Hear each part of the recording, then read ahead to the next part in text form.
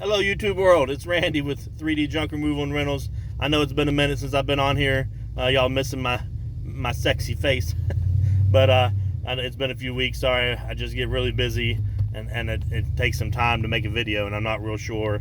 I don't want to just keep throwing random stuff out there, which is pretty much kind of what my videos are. And so I wanted to make this video today a little bit more informative, and I was going to talk about pricing.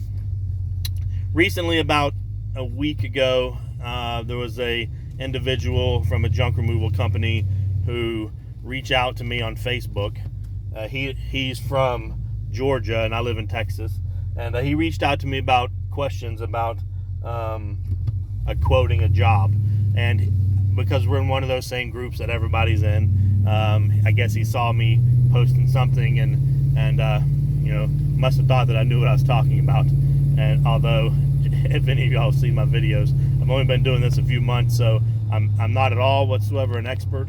I'm learning. I'm still learning everything. But with that being said, I do know that I'm usually a little bit quicker than others, and I can catch on to things faster. And as far as the junk removal goes, for me only being into it a few months, I mean, I could do this full time now already if I wanted. It's the brand our company is building, and so maybe he's seen that in one of the groups. But anyway, so I wanted to kind of go on here. Excuse me. I also want to say I'm driving my F350 right now, and so if there's a lot of background noise, I can't tell right now. But if the video turns out to be a lot of noise, I apologize. I don't have the high-speed technology cameras yet, but I feel like I'm going to be doing that pretty soon. Getting the actual GoPro and camera and to be able to post some videos. But anyways, back to the actual video. So I want to go into my pricing and how I price my junk removal jobs, because if any of y'all are in any groups, you can see that is pretty much the same question gets asked over and over and over every day. What do you charge? What would you charge? How do you charge? How can you come up with this? Can you help me? Can you figure out how I do my own pricing? Can you come up with my pricing? I mean, the list just goes on and on. And so I figured I'd make a video. Maybe this will help somebody in their quest to figure out their pricing. And that's the whole goal of me making these videos is to hopefully help somebody else. So to get into how I price at the beginning, I've only been doing this a couple months, like I said, 3 or 4 months, so I'm still in the beginning. But let's just say the first month and a half or so, and you can see it in my videos when I got most of my work off Thumbtack. I'm not dogging them. I'm not promoting them, and I'm not dogging them. If you need it, I needed it, I wouldn't even be here without it. They're the reason that made me think I did such a good job. In reality, really all I was probably doing was underbidding everybody, because really Thumbtack is just who can make it to the bottom the fastest. But anyways, aside from that, if you are on Thumbtack kind of platform, and you think that you're going to get a lot of jobs out there, you're going to have to, your prices, you're not going to be able to price the same way somebody else would on a set price based off their trailer load, because those people are looking for the cheapest. I mean, that's why they're on there. And so at the first couple months into it, I was getting, and I even talked about it on the videos, was getting about every person that reached out to me, I pretty much got their job. And I realized, and I know why, because I'm spending, I mean, it's taking me 20, 30 jobs to fill a trailer. I mean, not to fill a trailer, but 20, 30 jobs to make what I'm making now in 5 or 6 jobs. And so I wasn't really basing it off of, so much off of the trailer load as I do now. Back then it was pretty much, what do I think that other people are going to bid on here, and let me bid less than them so that I can get the job. And it worked, but it also gave me a lot of unnecessary hours of working, driving hours and all that for the amount of money I was getting. Now, mind you, I'm completely happy with what I did. I mean, it definitely was making a lot of money. It was just making a lot more money with a lot more hours than I do now. So at the beginning, I was using pretty much a guesstimating on what I thought other people were going to charge, and I charged less than that, and it worked. But I slowly transitioned. Once I started using, different ad sources and Facebook, and people started calling me from the Google. I kind of changed my thought process and realized I'm starting to turn it into more of a legitimate company, and so I needed to focus on profits and actually keeping the doors open and keeping the company running. I switched more towards a trailer load mindset. So for me, and I'm in my area, in the Dallas-Fort Worth area where I live, my dump fees are about $40 for a resident, not in Dallas-Fort Worth, but in the city I live in the outskirts of it. I pay about $40, and there's no minimum. So it could be less than that if it's less than a ton. So keeping that in mind, my trailer load, I put it at about 500.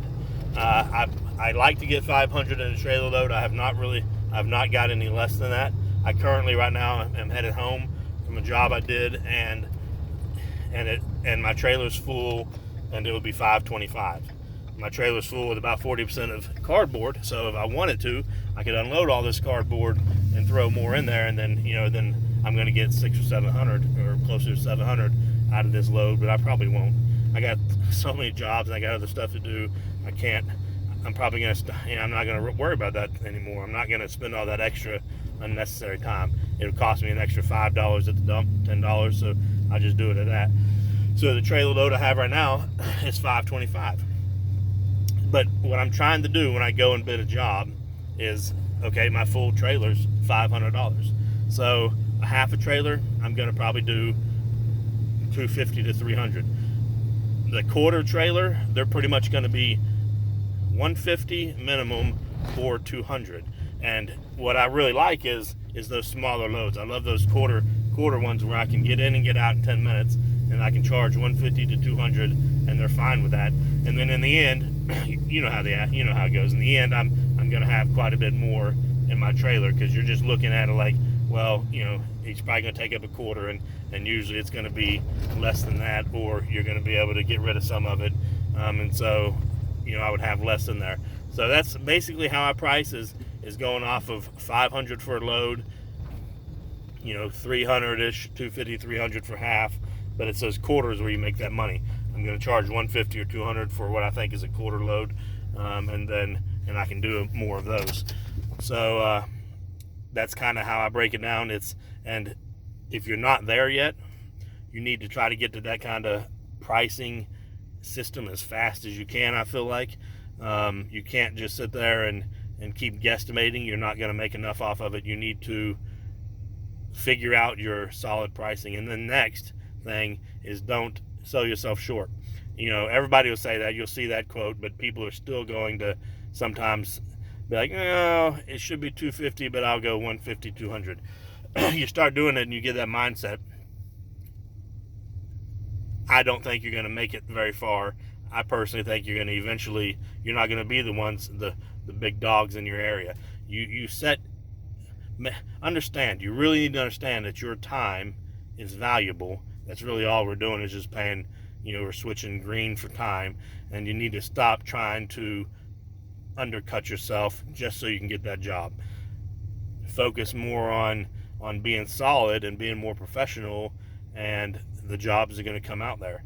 So make sure you're not trying to undercut yourself. That would be the number one, the main part of the the pricing, how pricing goes. But that's what I would do. I would just come up with your trailer load depending on your area. Try to keep it at 10%. I go more like 8%, but try at the most you'd probably want to go is 10%, unless you're just in an area that has those $150 ton fees, and then you're not going to be able to do that probably, and you're going to end up your profit margin is going to be a little less. But if you can do it, if it's $70-$80 or less, try to keep your dump fee to about 10% or less of your overall trailer, and then you'll be okay. You'll be good to go. Just don't sell yourself short, and try to figure that out as fast as you can, and then you're going to learn this business a lot quicker, and you won't have to ask all the questions, and you can, once you get that thing set, you're good to go. Move on to the next thing, get them jobs and get them trailers full. If you got any questions, please put them down in the comments below. Shoot me a message. YouTube, you can check me out on Facebook, 3D Junk Removal and Rentals. Please, I would like to have any info, maybe any input on what I'm saying. If you think I'm wrong, or if you got any more knowledge to put in there, please let me know. And until then, have a good day. God bless.